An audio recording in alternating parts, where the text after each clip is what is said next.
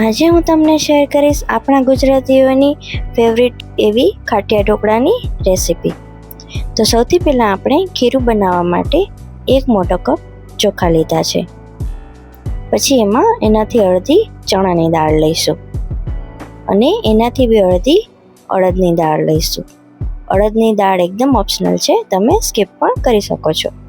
પછી પાણી એડ કરીને દાળ અને ચોખાને એકદમ સરસ રીતે ધોઈ લઈશું।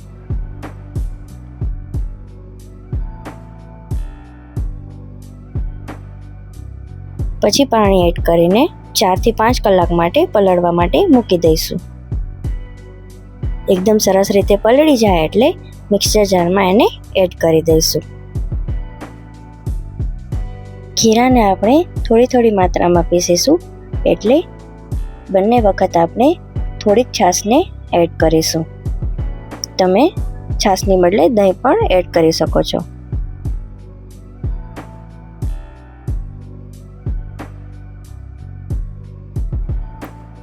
પછી ખીરુંને આવી રીતના થોડું દરદરું આપણે રાખીશું અને ઢાંકીને 4 થી 5 કલાક માટે આથાવવા માટે મૂકી દઈશું। તો તમે જોઈ શકો છો કે 4 કલાક પછી એકદમ સરસ રીતે આથો આવી ગયો છે।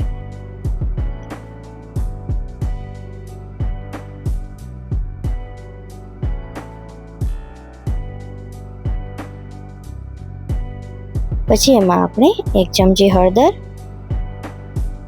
1 ચમચી મીઠું અને લીલા મરચાંને એડ કરીશું અને સરસ રીતે બધાને મિક્સ કરી દઈશું।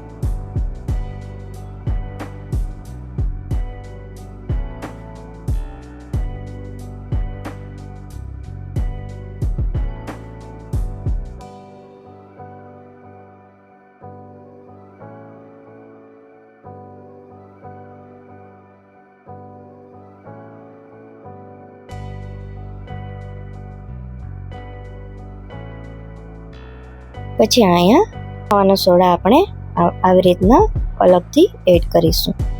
1 વાટકીમાં આપણે 2 ચમચી જેટલું ગરમ પાણી લઈશું,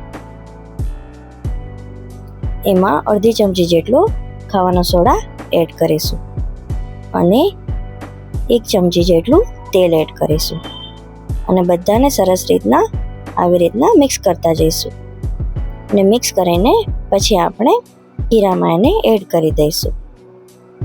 પછી તરત જ ખીરાને સતત એક જ બાજુ મિક્સ કરતા જઈશું।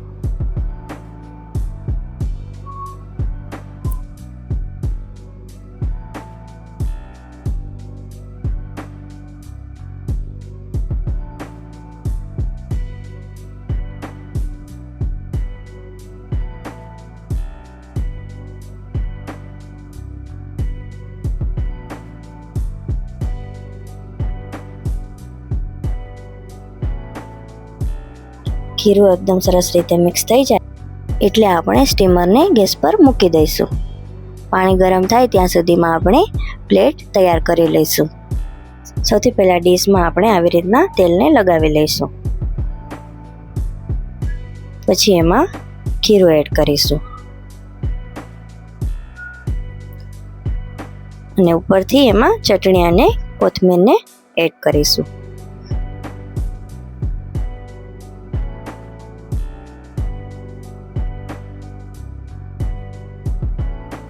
તો તમે જોઈ શકો છો કે પાણી આપણું ગરમ થઈ ગયું છે।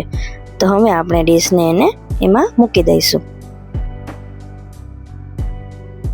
અને ઢાંકીને 10 મિનિટ સુધી થવા દઈશું અને વચ્ચે વચ્ચે આપણે ચેક પણ કરતા રહીશું। તો તમે જોઈ શકો છો કે સરસ રીતે આપણા ઢોકળા તૈયાર થઈ ગયા છે। તો પ્લેટ ઠંડી થાય ત્યારબાદ આપણે આવી રીતના એમાં કટ લગાવી દઈશું।